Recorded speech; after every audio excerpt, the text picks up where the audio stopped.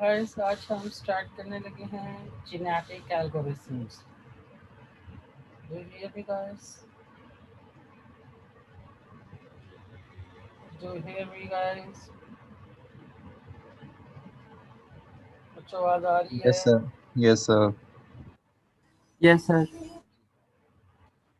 अच्छा, अब इस जो है ना जेनेटिक एल्गोरिथम्स का मेन स्ट्रक्चर जो है यहाँ इस के अंदर मैं आपको समझाने की कोशिश करूँगा। होगा ये कि आपके पास ये बिट स्ट्रिंग्स होंगी। फॉर एग्जांपल ये कितने बिट्स है? 3 3 6 7 8। ये 8 बिट का एक पैटर्न है, 8 बिट का एक पैटर्न, 8 बिट का ये एक ढेर सारे पैटर्न्स हैं मेरे पास जो 8 बिट्स के हैं। ठीक है, ये नंबर ऑफ बिट्स 8 हो सकती हैं, 10 हो सकती हैं, 2000 हो सकती है, 2 लाख हो सकती है। ये आपकी प्रॉब्लम के ऊपर डिपेंड करता है। तो आपके पास कुछ बिट पैटर्न्स होंगे, उनको हम कहेंगे करंट जनरेशन। ठीक है, ये बिट पैटर्न्स होंगे 0 से 1 के। फिर इनके ऊपर हम कोई क्राइटेरिया लगाएंगे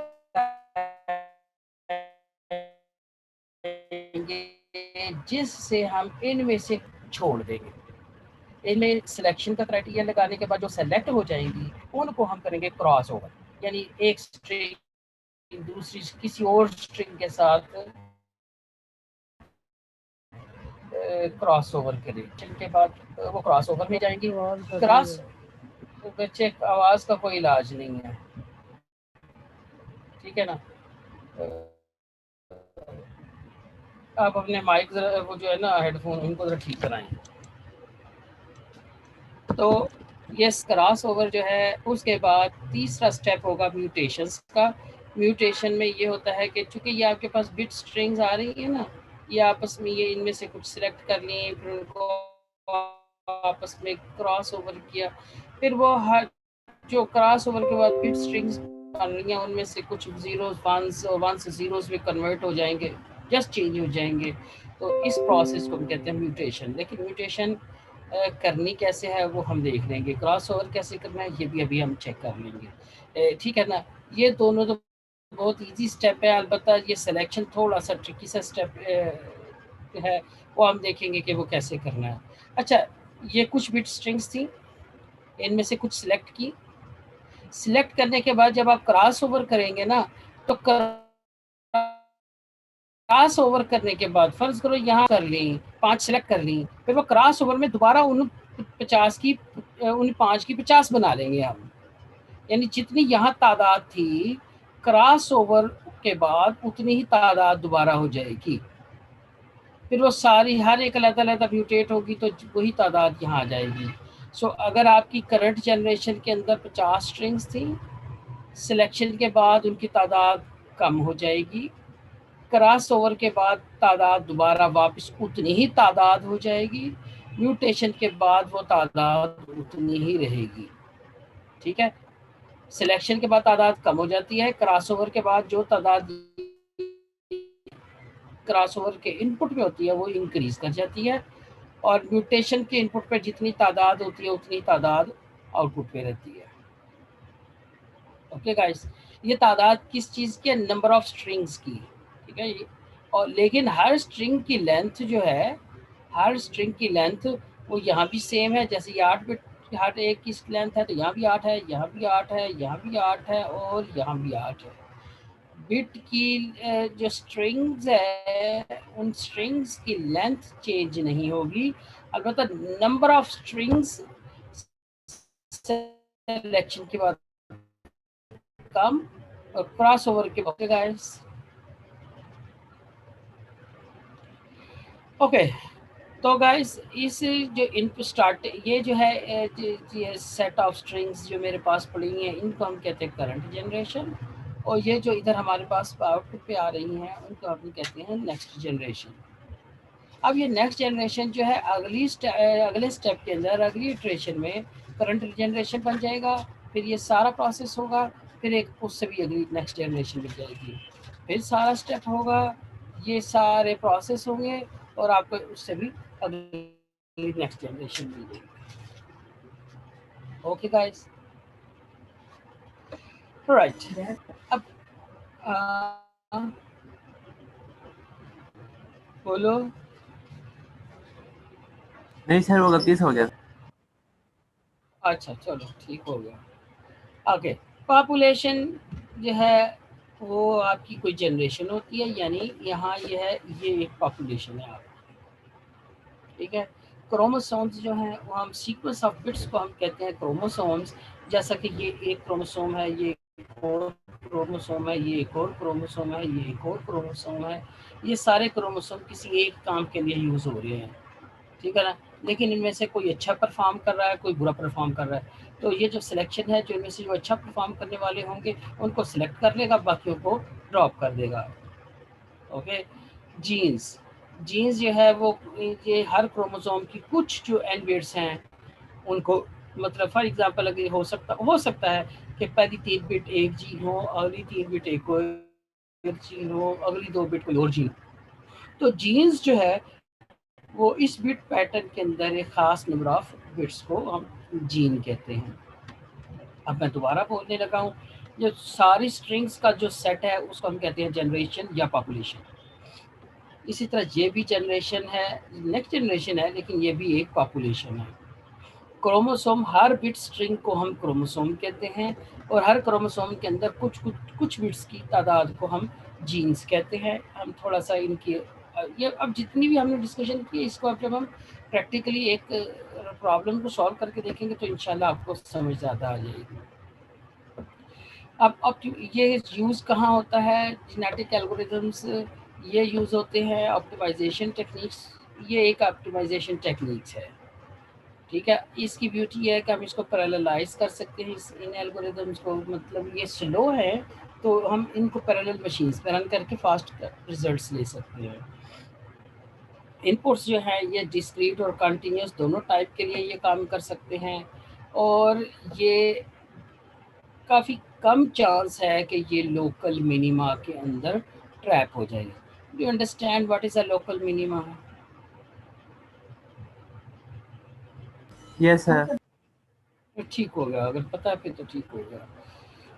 तो ये लोकल मिनिमा में ट्रैप हो जाए इसका चांस काफ़ी कम होता है, और इनका ये जो है एक एप्लीकेशन जो है वो है parameter identification of the complex systems के लिए इनको यूज़ किया जाता है। पैरामीटर ऑप्टिमाइजेशन कहते हैं हम, पैरामीटर आइडेंटिफिकेशन बेसिकली हम कहते हैं कि किसी भी, जैसा कि आपके पास पोलिनोमियल है, पोलिनोमियल के आपने कोफिशिएंट्स निकालने हैं तो वो फिर आपके पैरामीटर्स हो गए, तो उनको आइडेंटिफाई करने से बेसिकली ये सिस्टम आइडेंटिफिकेशन होती है कि कोई भी सिस्टम जो है उसके जो पैरामीटर्स हैं वो किस तरह डिफाइन किए जाएंगे। अभी आपके ये काम करेंगे ये, try to understand, it is not needed to understand right now. Okay, अब हम क्या करते हैं कि हम थोड़ा सा ना इसकी डिस्कशन कर लेते हैं।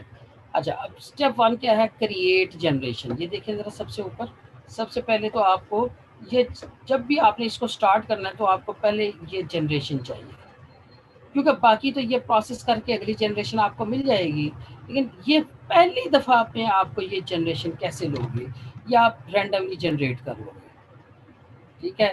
तो आप क्या करोगे, क्रिएट जनरेशन, आप सबसे पहले आप रैंडमली जनरेट करोगे, लेकिन एनकोडिंग स्कीम आप चेक कर लो कि आपका जो प्रैक्टिकल सिस्टम है उसमें किस तरह से आप जनरेशन जनरेट क्रिएट करोगे।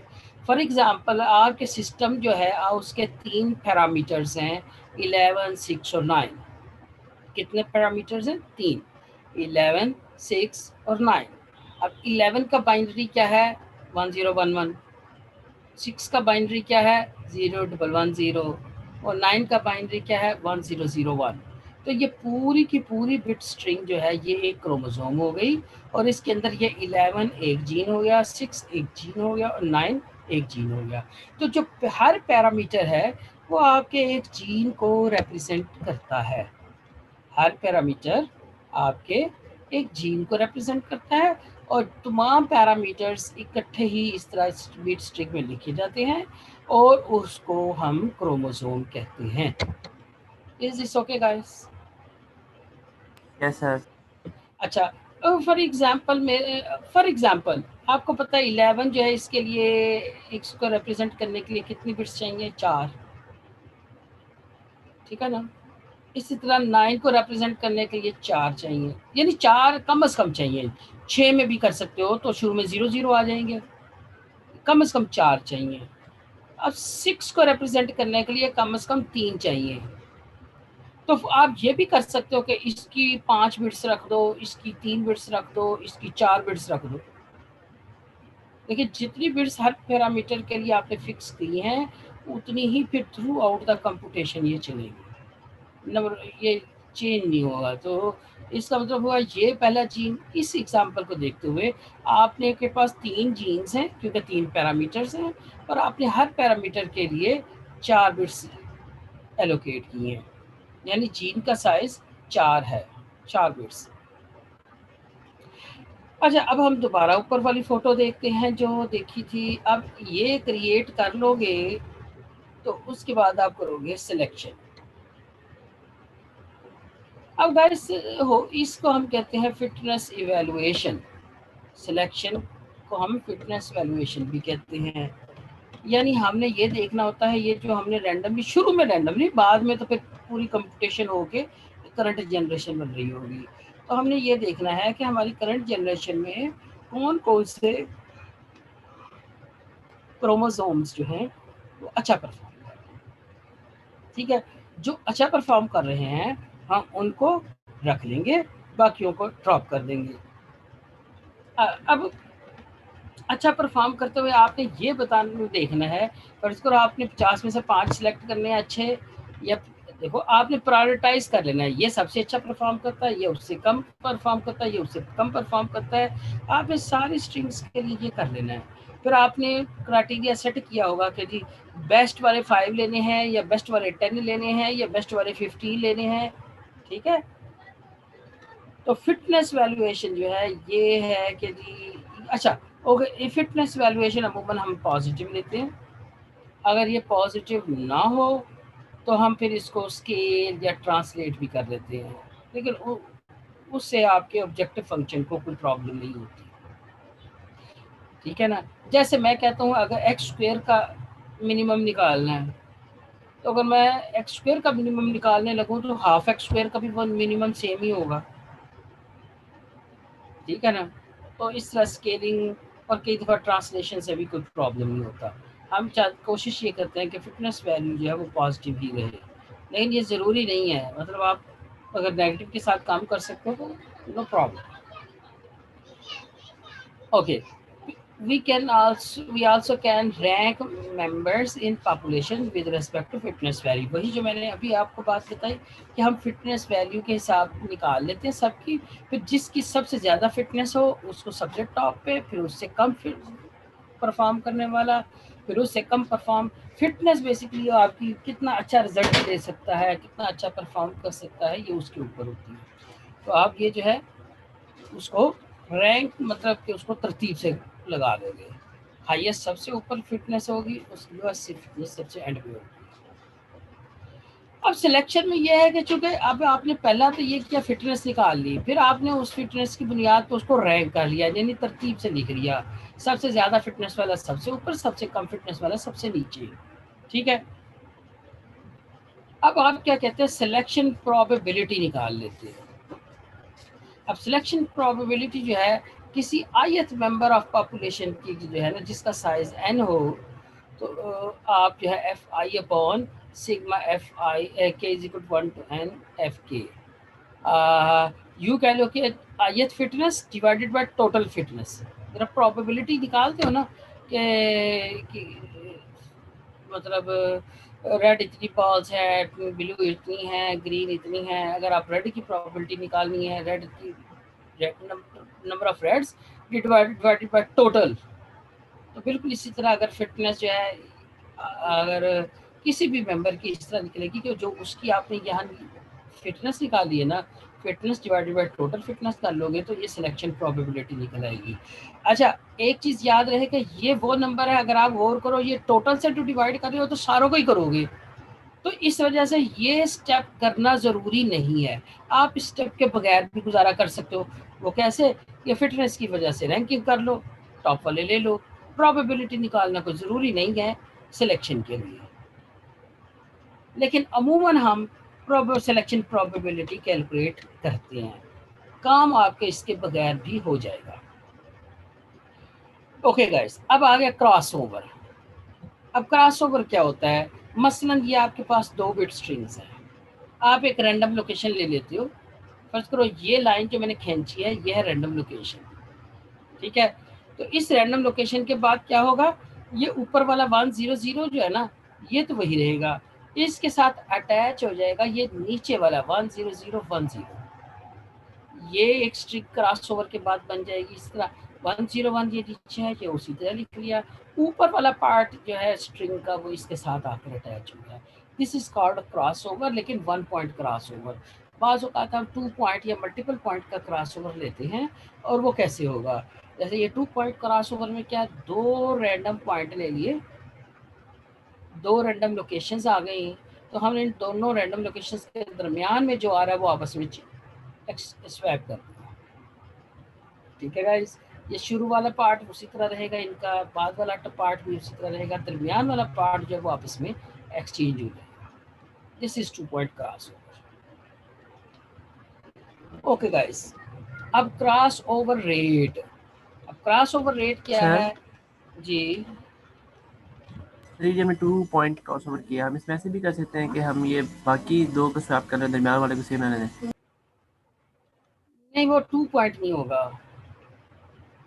Okay sir. देखो वो कैसे होगा, मतलब पहला और या इस और इस, देखो एक मिनट मैं यहाँ लाइन लगाता हूँ, तुम्हारी बात को मैं थोड़ा सा एक्सप्लेन ज़्यादा उम्मीद है कर पाऊंगा। सर आउटपुट तो वैसे वही आ रही है। यार तो सब्र तो कर लेना यार, हर दफ़ा ये तो एग्जांपल बनाई हुई है ना, तो हर दफ़ा तो एग्जांपल नहीं होगी। तुम कहते हो ये आपस में एक्सचेंज कर ले जो ब्लू के दरमियान है, ठीक है ना? हो यस भी तो सर। सकता है यहाँ 0 हो, तुम ये ना कहो ना यहाँ सेम है, और तुम कहते हो कि जी ये और ये, ठीक है, ये दोनों आपस में चेंज कर दें, ये दोनों आपस में चेंज कर दें और ये सेम रहे, यही बोल रहे हो ना? Yes sir. अब मुझे बताओ ये कितनी नीली लाइनें हो गई? 4। 4। अब ये 4 पॉइंट क्रॉस ओवर है, ओके सर। ठीक है? 4 पॉइंट में ये होता है हर 2 पॉइंट के दरमियान वाला क्रॉस ओवर होता है। तो ये पहले 2 पॉइंट ये आ गए और बाद वाले 2 पॉइंट ये आ गए। क्लियर हो गई बात? Yes sir. गुड। अच्छा, अब हम देखते हैं कि क्रॉस ओवर रेट। अब जैसे यहाँ जो है क्रॉस ओवर रेट जो होता है ना, वो हमारा अमूमन बहुत हाई होता है, ठीक है? अब यहाँ क्रॉस ओवर रेट कितना है या कितने टोटल क्या लेंथ थी?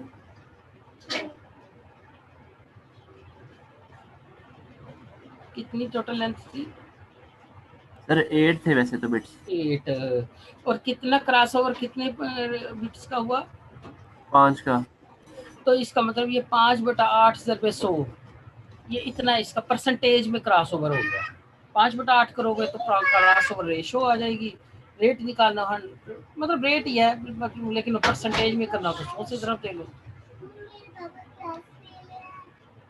Got it? अब इसके अंदर टोटल कितनी थी? 8। 8 में से 4 चेंज हो रही हैं, स्वैप हो रही हैं ना, क्रॉस ओवर हो रहा है। तो इसका मतलब ये 4/8 यहाँ क्रॉस ओवर रेट है। और 4/8 अगर 100% करनी हो तो दरबे 100 भी कर लोगे, 50%। 50%, ठीक है ना? यानी 50% बिट्स जो है आपस में स्वैप। अच्छा, ये जो आप लोग ढूंढते हो ना, मतलब रैंडम पॉइंट्स, उसके ऊपर आप लिमिट लगा सकते हो कि इतनी बिट्स के अंदर अंदर अगला पॉइंट ढूंढ, बस एक पॉइंट ढूंढ लिया ये, अब इतनी बिट्स के अंदर अंदर फर्ज करो आप 25% रखना चाहते हो, 25 से 50 करना चाहते हो, 25 से 50 करना चाहते हो, तो उस सूरत में आप जो है, अगर ये आपका पहला पॉइंट ये आ गया, अगर पहला पॉइंट ये आ गया, तो दूसरा पॉइंट जो है वो आप इस लोकेशन से लेकर इस लोकेशन तक में तलाश करोगे।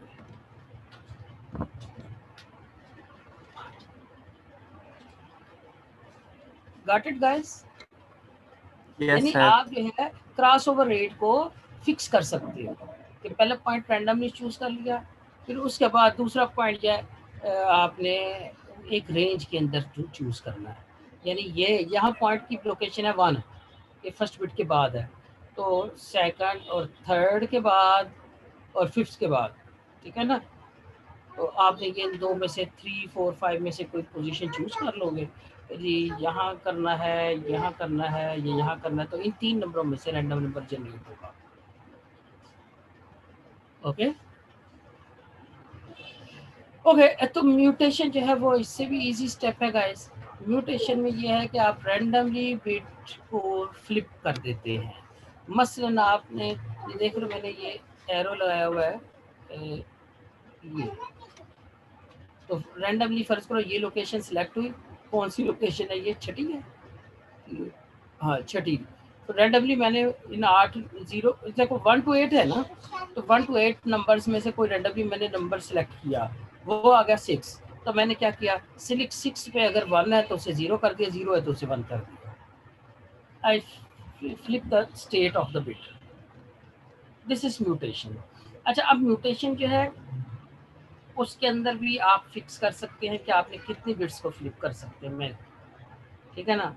मतलब आपने हर स्टेप में एक बिट को फ्लिप करना है रैंडमली, या 2 बिट्स को रैंडमली फ्लिप करना है, या आपने ढेर सारी बिट्स को, मतलब मे बी 50% या 70% बिट्स को फ्लिप करना है। लेकिन याद रहे कि अमूमन म्यूटेशन के लिए म्यूटेशन हम थोड़ी करते हैं, a few bits are flipped, और क्रॉस ओवर लार्ज होता है, ठीक है ना। ये याद रहेगी बात कि प्रैक्टिकली स्पीकिंग, मैथमेटिकली कोई प्रॉब्लम नहीं है, मैथमेटिकली प्रैक्टिकली ये किया जाता है कि क्रॉस ओवर पे ढेर सारी बिट्स स्वैप की जाती हैं, और म्यूटेशन में थोड़ी सी बिट्स को फ्लिप किया जाता है। Okay yes sir. और इसमें म्यूटेशन रेट जो है वो इसलिए थोड़ा रखा जाता है, ये ना होना जो आपके जीन्स है वो बिल्कुल चेंज होके रह जाए, क्योंकि क्रॉस ओवर के अंदर जीन जो है वो ऊपर से नीचे, नीचे से ऊपर चला गया ना, इन्हें कोई खास फर्क नहीं पड़ेगा। लेकिन जब आप 1 को 0, 0 को 1 कर रहे हैं, तो it is giving you a significant difference in performance. समझ आई बात? सो सिग्निफिकेंट डिफरेंस इन परफॉर्मेंस की वजह से आप म्यूटेशन रेट को थोड़ा करते हैं। और 100% अगर आप कहते हैं कि बिट्स म्यूटेट करनी है तो सारी की सारी बिट्स फ्लिप हो जाती हैं, और 0% अगर आप म्यूटेशन करें तो इसका मतलब किसी बिट को कुछ नहीं करना। ओके राइट गाइस, सो मैं ऊपर दोबारा जा रहा हूँ। ये मैंने थोड़ा सा ब्रीफली एक्सप्लेन तो कर दिया है कि ये प्रोसेसेस कैसे करने हैं। अब मैं जेनेटिक एल्गोरिदम का जो है एल्गोरिदम दोबारा बोलने लगा हूँ। क्या जी, कि initially randomly generate a generation, फिर आप सिलेक्शन करोगे। सिलेक्शन के अंदर पहले आप उसका परफॉर्मेंस पैरामीटर निकालोगे, फिर उसकी बुनियाद पे रैंकिंग करोगे। रैंकिंग करके आप सिलेक्शन प्रोबेबिलिटी निकालोगे, फिटनेस वैल्यू, ठीक है ना। यानी सिलेक्शन में आप पहला काम करते हो फिटनेस निकालते हो, दूसरा काम उसकी रैंकिंग करते हो, तीसरा काम कि आप उनमें से कुछ जो हाई रैंक वाले हैं उनको कंसिडर करते हो, बाकियों को थ्रो कर देते हो। राइट, क्रॉस ओवर में क्या है कि 2-2 के साथ 2-2 के पार्ट्स एक्सचेंज करके आप नंबर ऑफ स्ट्रिंग्स की तादाद रिकवर करते हो। और म्यूटेशन में ये है कि बिट फ्लिप हो जाती हैं, और क्रॉस ओवर ज़्यादा साइज का होता है, म्यूटेशन जो होती है वो थोड़े रेट की होती है। और इसके बाद ये करंट जनरेशन आपको मिल जाती है। तो गाइस ये मैंने तकरीबन तकरीबन यही एल्गोरिथम लिखा है। तो यहाँ ज़रा जी ये स्टेप 1 2 3 इनको ज़रा पढ़ो।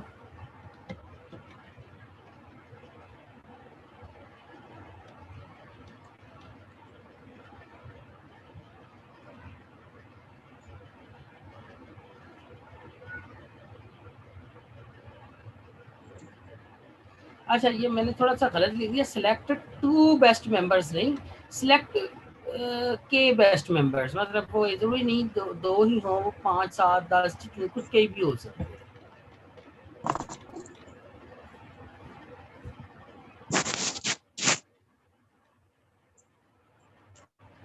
हो गया गाइस? Yes sir. अब हम इसी एक एग्जांपल शुरू करते हैं। देखिए फर्स्ट करो हमारे पास मैथमेटिक्स में एक इक्वेशन आती है y = c1x + c2। c1 c2 कोई पैरामीटर्स हैं जिनको हम निकालना चाहते हैं और ये हमारे पास डाटा का टेबल अवेलेबल है, यानी हमारे पास x y पॉइंट्स अवेलेबल हैं। x1 है तो y1 है, x2 है तो y2 है, x3 है, x4 है तो y4 है, x6 है तो y6 है। ठीक है गाइस, हम ने ये डाटा इस इक्वेशन पे फिट करके C1 और C2 की वैल्यूज निकालनी है। अच्छा एक चीज थोड़ा सा जहन में रखना, मैंने यहाँ ना ये y की बजाय ना थोड़ा सा देख लो y प्राइम लिखा हुआ है, बस y डैश कह लो, ठीक है, क्योंकि हम एक y बाद में बनाएंगे तो इसलिए मैंने उस y और इस y को अलग-अलग रखने के लिए इसको y डैश कह दिया।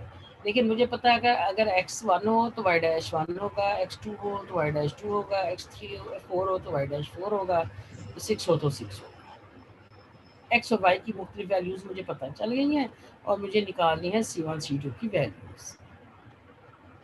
Okay yes sir.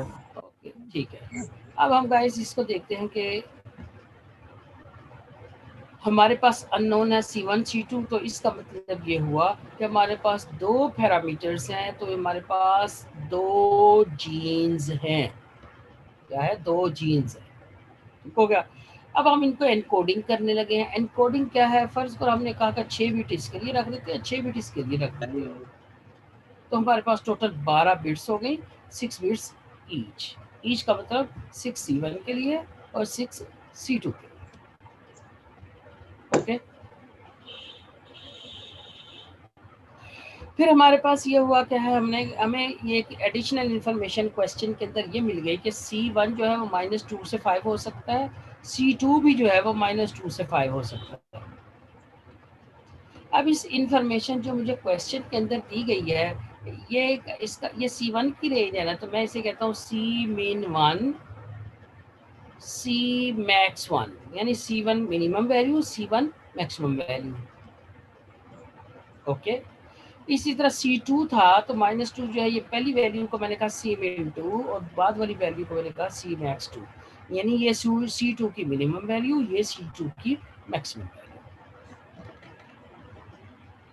Okay guys. Yes sir. अच्छा गाइस, अब मैंने ये फार्मूला है CI = C min I + B/2 to the power L - 1 C max I - C min I। अच्छा अब आपको ये तो पता है कि आपकी जितनी बिट स्ट्रिंग्स हैं ये जीरोस एंड वंस हैं। एग्रीड? Yes sir. अब मैं यहाँ एक छोटी सी चीज लिखने लगा हूँ। फर्स्ट करो यहाँ मैं लिख रहा हूँ 4 बिट्स। फर्स्ट ये 4 बिट्स जो हैं होंगी, इनकी पहली 0 0 होगी स्टार्टिंग पॉसिबल, और मैं डॉट डॉट डॉट लगाकर 1 1 1 1 होगा। एग्रीड? Yes sir. अच्छा ये तो 4 बिट्स में मिनिमम जो मैं रिप्रेजेंट कर सकता हूँ वो 0 है, और 4 बिट्स में जो मैं मैक्सिमम रिप्रेजेंट करता हूँ ये है 1 1 1 1। 1 1 1 1 क्या होता है बोलो? सर 15। 15 हाँ जी। 15, तो ये है 15 15 के बराबर और ये है 0 के बराबर। ठीक है गाइस, अब मुझे सिर्फ ये बताएं, जब मुझे भी कोई कहता है कि C1 जो है वो -2 से 5 तक है, -2 से 5 तक है, तो मैं ये तो मेरे पास चल रहा है 0 to 15, तो मैं -2 से 5 तक कैसे जाऊंगा? असल में मैं ये कहता हूँ कि ये जो मिनिमम लिमिट नजर आ रही है ना, मतलब C1 इज स्टार्टिंग फ्रॉम -2, तो इसका मतलब यहाँ मिनिमम है 0 बिट पैटर्न में, तो इसका मतलब हुआ ये रिप्रेजेंट कर रहा है मेरा -2 को, और ये मेरा रिप्रेजेंट कर रहा है 5 को। You understand? Yes sir. बच्चों, तो सर इसके दरमियान जितनी वैल्यूज होंगी वो फिर इंटरवल के साथ लिहाज से होंगी? हाँ, वो फिर उसके हिसाब से होंगी, कितना स्टेप साइज देंगे। ओके ठीक है, सर। वो स्टेप साइज कितना होगा वो ये होगा। सही है। ठीक है, ये स्टेप साइज इतना होगा ये। ठीक है, अगर आप निकालना चाहो तो आप खुद भी निकाल सकते हो। ठीक है ना, मतलब ये टोटल 16 है, ये टोटल कितना बन गया? 16 पॉइंट बन गए ना, 16 वैल्यूज। यस ठीक सर। है, और ये 5 -2 करो तो ये टोटल कितनी रेंज हो गई? 7 की। 7। -2 से 5 तक 7 है, और ये है 16। ठीक हो गया, तो इसका मतलब हुआ कि 7/16 एक साइज, एक स्टेप का बन गया। यानी अगर आप यहाँ आपके पास आता ना 0001, ठीक है ना, जो कि बाइनरी से डेसिमल में 1 बनता है, ये बेसिकली आपका -2 + 7/16 होगा। ये बनेगा सर 1.6। यही बनेगा ना? Yes sir.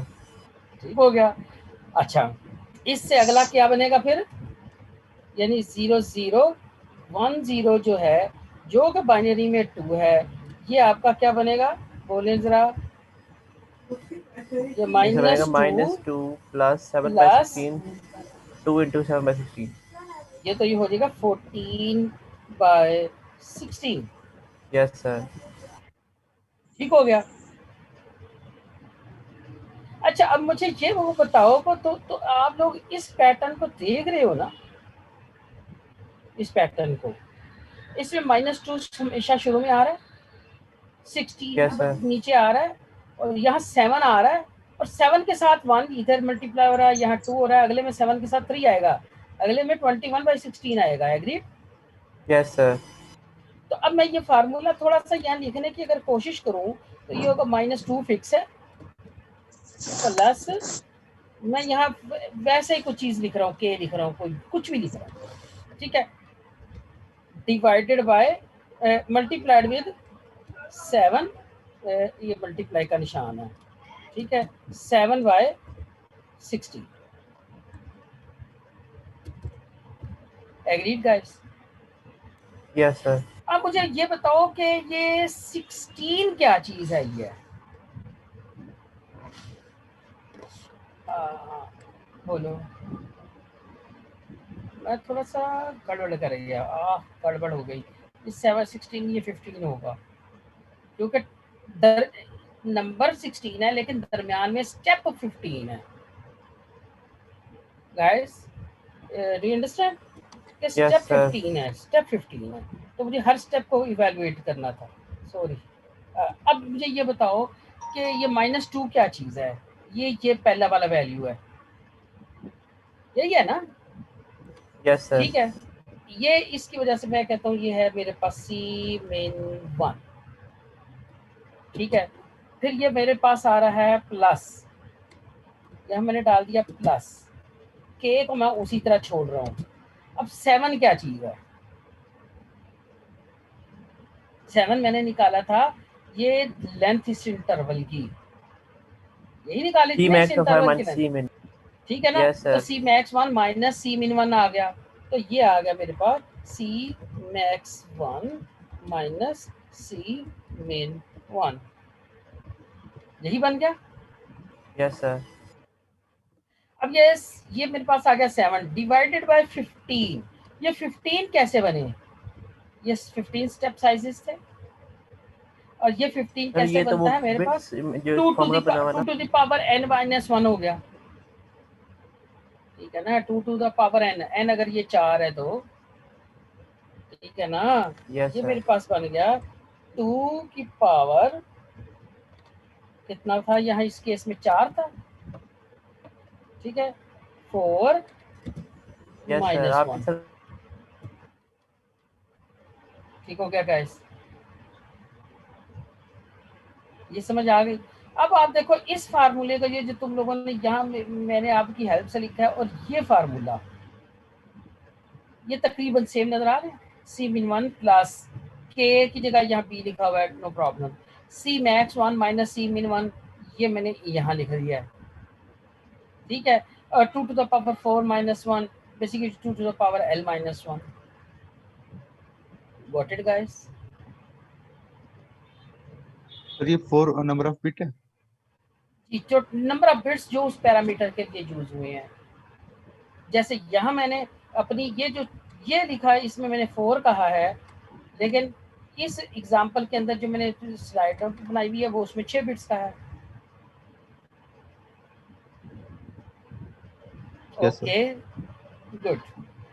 सो गाइस, ये उम्मीद है कि ये फार्मूला आपके लिए अब ये कोई अनोखी शय नहीं रहेगा, और यही आपको कन्विंस करना था कि आपने ये फार्मूला बना लिया। यानी मिनिमम मैक्सिमम वैल्यूज अगर आपको इंटरवल की पता है, आपको ये पता है कि कितनी बिट्स उस नंबर के लिए यूज की गई हैं, तो आप एनकोडिंग कर सकते हो। ओके, अब यहाँ आ जाएं जरा। लेट्स से कि we generate 4 strings of length 12 randomly. हमने क्या किया शुरू में? 12 लेंथ की, क्योंकि 6 हर पैरामीटर के लिए थी ना, 12 बिट, 6 बिट, 6 C1 की, 6 C2 की, तो हमने 12 बिट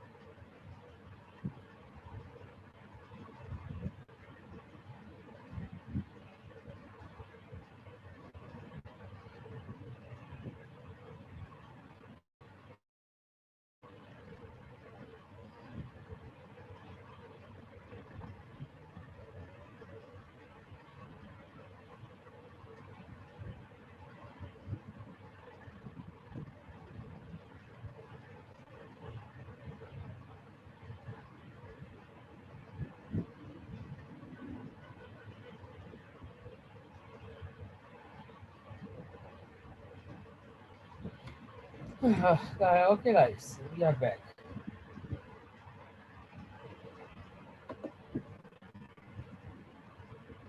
सो गाइस, हमारे पास 12 4 स्ट्रिंग्स हमने जनरेट कर दी 12 लेंथ की रैंडमली, कोई बगैर तरतीब के। हमने C1 C2 का ख्याल किए बगैर हमने 12 लेंथ की 4 स्ट्रिंग्स यहाँ जनरेट कर दी, राइट गाइस? ओके, अब हमने करना क्या है? सबसे पहले बताएं।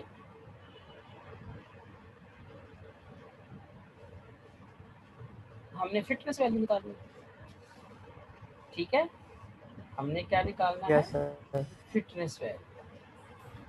राइट। अब आपको पता है कि पहली 6 बिट्स जो है वो C1 की हैं और बाद वाली 6 बिट्स जो है वो C2 की हैं। अच्छा, अब ये देखें, ये 000 और 111 जनरली जनरेट किया था, तो C1 की ये वैल्यू, ये निकली बाइनरी रिप्रेजेंटेशन।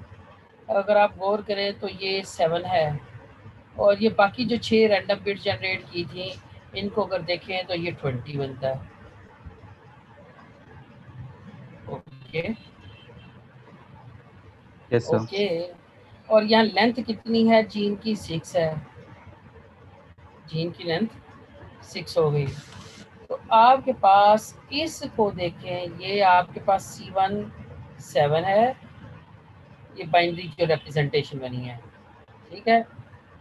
और आपके पास जो है L जो है वो 6 है। यहाँ देखिए, अब आपको यहाँ इसमें क्या क्या चीज़ चाहिए थी? C min -2 प्लस B जो है ये बेसिकली आपका B है, ठीक है ना। याद है ना जो मैंने लिख रहा था, सबसे पहले को 1 से मल्टीप्लाई किया था, फिर 2 से, फिर 3 से, फिर 4 से। याद है? कुछ आ रहे हैं? Yes sir. तो जब 00011 आएगा तो ये 7th लेवल होगा, और 7 जो बन रहा है ये, ठीक हो गया। तो ये उस नंबर में वो जो मल्टीप्लाई हो रहा था ना 7/16 से, जो बेसिकली 15 था, 7/15 से ये नंबर मल्टीप्लाई होगा, विच इज 7। तो गाइस, ये आपके पास B की वैल्यू निकल आई। L आपके पास 6 है, C min जो है -2 है, C max जो है वो 5 है। तो यहाँ C min -2, B जो है ये 7, L की जगह पे 6 बिट लेंथ है, फिर C max जो है वो 5, C min जो है वो -2। तो ये सारी वैल्यूज यहाँ पर लॉग इन करोगे तो C1 की वैल्यू निकल आएगी -1.22। ये मैंने यहाँ करके भी दिखाया हुआ है। -2 7/63। 63 किस लिए? कि 2 to the power 6 -1, 2 to the power 6 जो है तो 64 होता है, -1 के 63। ओके। तो और ये है C max minus C min, तो 5 -2। तो जब इसको सॉल्व करोगे तो ये आ जाएगा -1.2। तो ये आपके पास आ गई C1 की वैल्यू। अब C2 जो है ये बाइनरी जो है बन रहा है बेसिकली 20 के बराबर।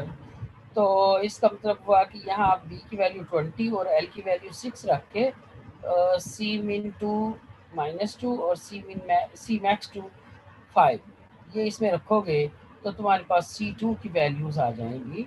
C2 की वैल्यू आ जाएगी 0.22। Is this okay guys? Yes sir. किसी को प्रॉब्लम यहाँ तक?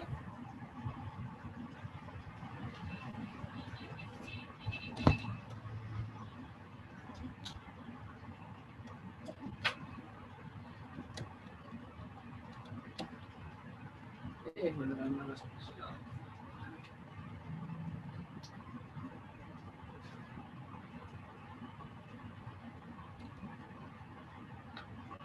ओके।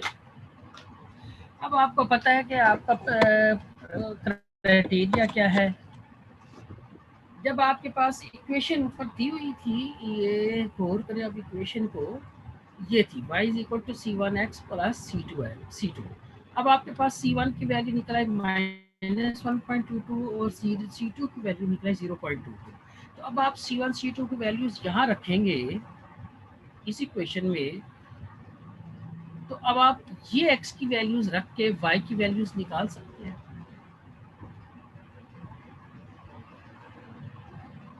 एग्रीड और नॉट यस सर। गाइस?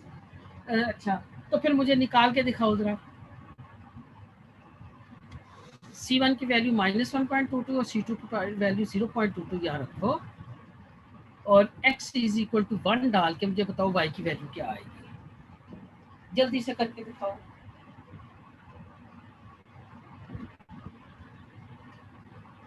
मुझे बताओ जल्दी से।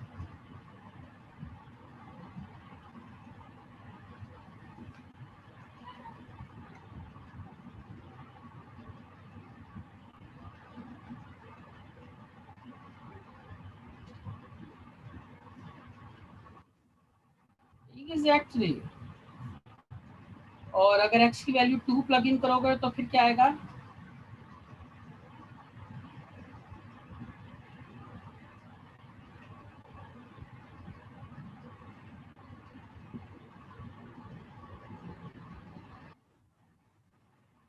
बिल्कुल ठीक।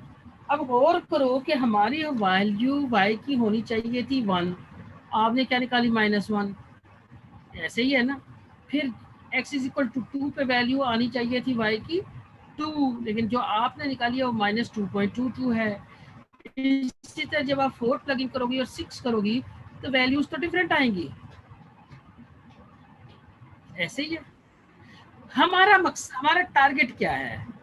हमारा टारगेट ये है कि जो हम y की वैल्यूज निकाल रहे हैं वो जो टेबल में y की वैल्यूज दी हुई हैं इनका डिफरेंस कम से कम आए।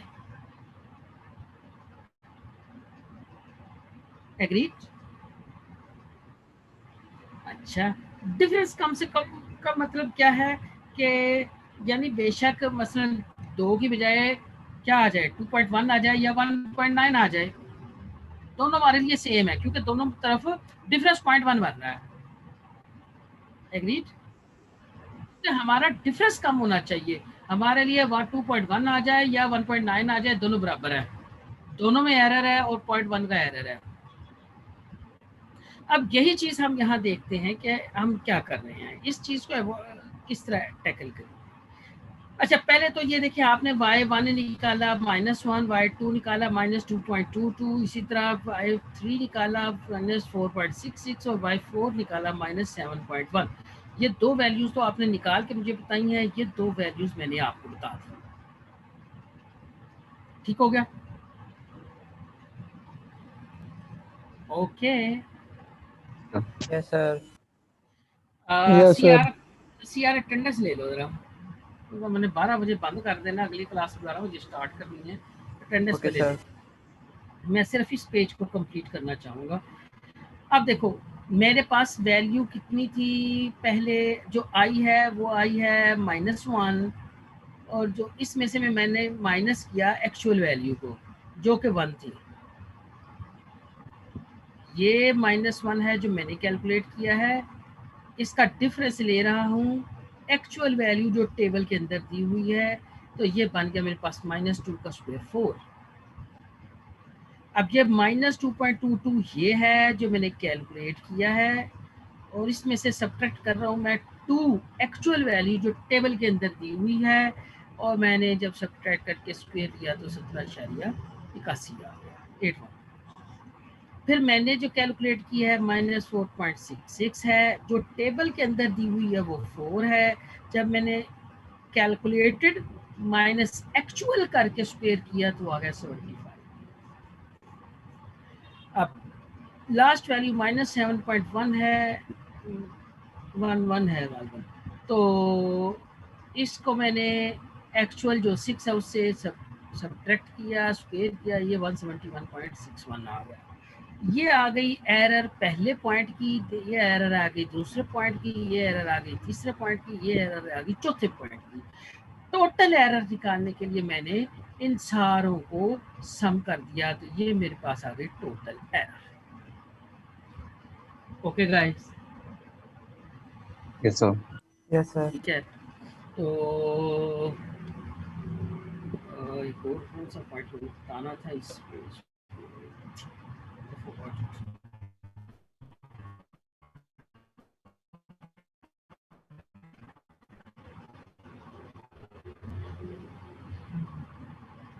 अरे ये आपको C1 C2 की वैल्यूज ये रैंडमली जनरेट किया हुआ पहली दफा की चीज है, नजर आ रही है?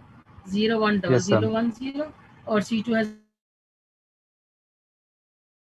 ठीक है।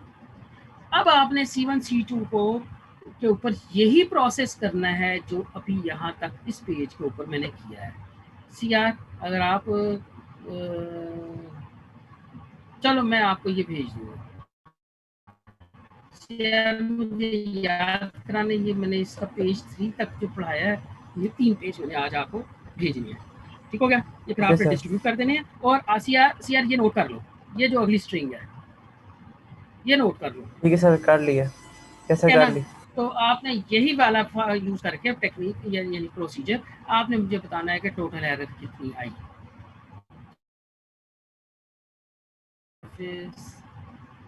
अल्लाह हाफ़िज़ सर।